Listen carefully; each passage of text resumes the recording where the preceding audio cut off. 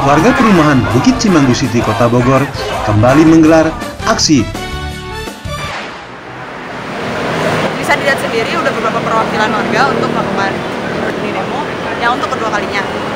Bisa terlihat sudah diketahui berita di awal adalah jika mereka akan melakukan demo tentang untuk pembukaan jalan tol seksi 2 dan juga untuk pembangunan jembatan penyeberangan. Tol Bor seksi 2B yang baru saja selesai dibangun hingga kini belum difungsikan. Pasalnya, sejumlah warga yang tergabung dalam komunitas BCC Peduli Infrastruktur atau Kombitur menuntut agar barikade beton dibongkar karena justru menghalangi akses mereka untuk bisa masuk langsung ke pintu tol yang berada persis di depan gerbang perumahan tempat mereka tinggal. Jadi, sebetulnya surat resmi sudah keluar tanggal 18 Mei, namun karena ada tuntutan dari warga Bukit Cimanggu City, tol Bor seksi 2B ini belum bisa dibuka atau kita melarang untuk membuka. Selain warga menilai merugikan dan membahayakan keselamatan pengguna jalan, warga juga menuding dengan menempatkan ram tol di depan kompleks BCC membuktikan adanya indikasi proyek tol ini tidak memiliki AMDAL, baik terkait AMDAL proyek maupun AMDAL lalu lintas jalan. Menurut para pengunjuk rasa, ruas jalan raya Soleh Iskandar di depan perumahan mereka menjadi sangat lebar dan mengancam jiwa warga BCC para penyeberang jalan. Gak ada AMDALnya, jawabannya gak jelas. Saya yakin tidak ada AMDALnya. Akibatnya yang jadi korban adalah warga Bukit Cimanggu City. Betul? Betul? Ini orang nyebrang jalan jadi susah. Betul? Betul? Sudah ada korban 2 orang, 1 meninggal, 1 garota. Betul? Betul? Ini cocoknya kita bongkar aja. Setuju? Tol ini, ram tol harus dibongkar. Setuju? Saya yakin ini nggak ada AMDALnya. Ya, sehingga begitu ram tol itu diletakkan di depan bukit yang ramai seperti ini, kami warga yang kemudian mendapatkan dampaknya. Pertama, yang namanya pejalan kaki, penyeberang jalan sekarang ini tambah terancam. Sudah ada kejadian 2 kali, 1 meninggal, 1 garota waktu kemarin, minggu kemarin ya, itu ada testimoni seperti itu. Nah, itu tol belum dibuka. Kalau tol dibuka artinya kecepatan mobil yang mau masuk tol tinggi, akan makin susah lagi penyeberang jalan ini. Ini permasalahan utama, terutama sore, jam sibuk ya, itu orang banyak sekali. Jadi tolong bedakan dengan daerah sana ya, Budi Agung atau yang kesana lagi itu di samping sedikit yang nyebrang, juga di sana itu alurnya sempit karena tidak dijatuhi oleh adanya ram. Di sini ketempatan ram, depan ram itu jalurnya lebar, nyebrang kaki. Ya, satu-satunya jalan yang paling kemudian optimal adalah pasang traffic light, ya, jembatan orang berseberang, orang menyeberang jalan pada saat merah aman, mobil bisa masuk tol, motor pun aman yang mau ke sana, ya, itu traffic light. Bahwa dipikir itu jaraknya terlalu dekat dengan perempatan Yasmin, itu kita bandingkan dengan yang Jalan Pajajar juga seperti itu. Ini diskresi. Kalau traffic light itu adalah diskresi, kebijaksanaan. Karena apa? Karena kecerobohan si pengelola tol menempatkan ram di sini. Jadi aku terbalik. Sebelum ada tol ini pun, ini selalu macet karena ada sekolah Bina Insani.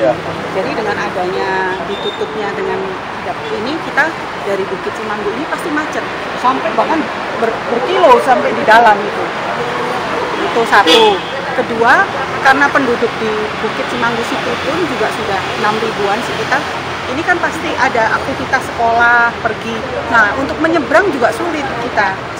Yang paling berasa ya Bu, kalau itu putar baliknya, itu kan sangat curam. Nah, itu berisiko. Bahkan dikabarkan juga kan ada 2 yang 1 meninggal, yang 1 bedah otak. Jadi ada resiko di sini. Kami kan sebagai warga susah ya untuk ini. Jadi gimana? Harusnya kita kan dengan pembangunan menjadi lebih baik kan, kita malah jadi dirugikan gitu. Ya kita berharap pemerintah setidaknya harusnya ini di developer ya, mereka harus konsultasi karena kan ini menyangkut banyak orang. Kita juga nggak mau menangnya sendiri, tapi kita minta didengar lah, karena ini ada 6.000 orang di perumahan ini. Apa yang kita lakukan kekecewaan kita terhadap apa yang kemudian kita lihat sekarang setelah semuanya pembangunan selesai, kenapa bisa menjadi seperti ini. Jadi kekecewaan kita terhadap apa yang dijanjikan pada saat itu, bahwa tol itu langsung dari akses dari keluar Bukit Cimanggu City. Tapi pada faktanya yang terjadi adalah berbeda sekali. Justru bukannya kemudahan yang kita dapatkan, tapi justru sesuatu yang akhirnya justru tidak kita bayangkan. Yang tadinya kita keluar bisa belok kemudian ke arah Parung, justru kita jauh sekali. Kemudian itu yang pertama. Kemudian yang kedua, kita tidak bisa langsung masuk ke akses tol.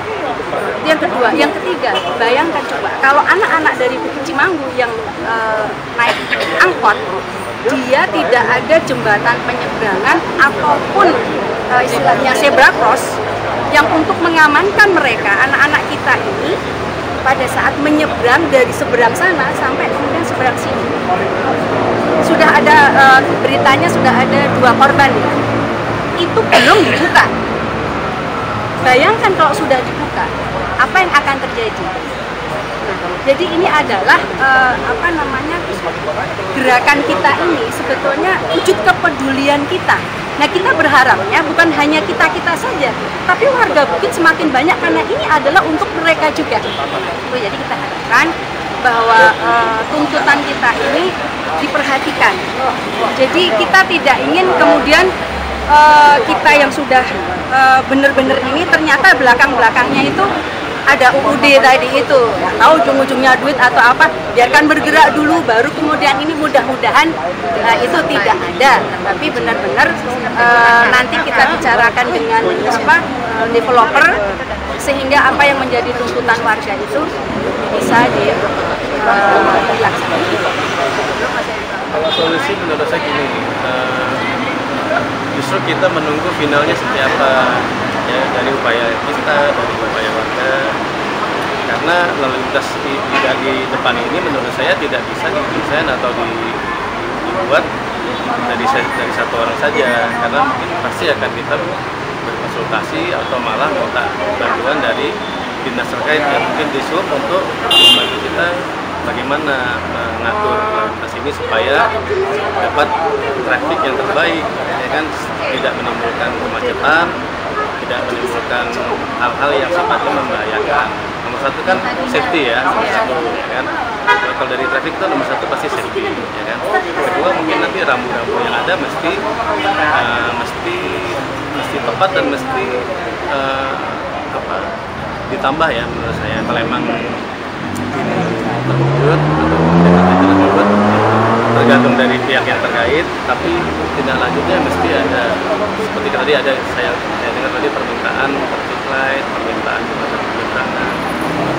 Mungkin yang paling tepat adalah penyeberangannya bukan tidak ada, saya lihat ada, cuman agak jauh dari muka pintu komplek yang mungkin dari warga kita itu mungkin lebih dekatkan seperti itu.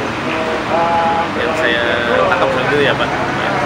Kalau dari kita sih ya sebatas birokrasi. Kita untuk komunikasi dengan dinas-dinas sekarang ya kita komunikasi. Sebatas komunikasi untuk gimana solusi yang terbaik ya. Yang paling tepat kan itu kalau kita ngomong tentang ya kita ngomong yang terbaik seperti apa. Yang baik di dua belah pihak ya.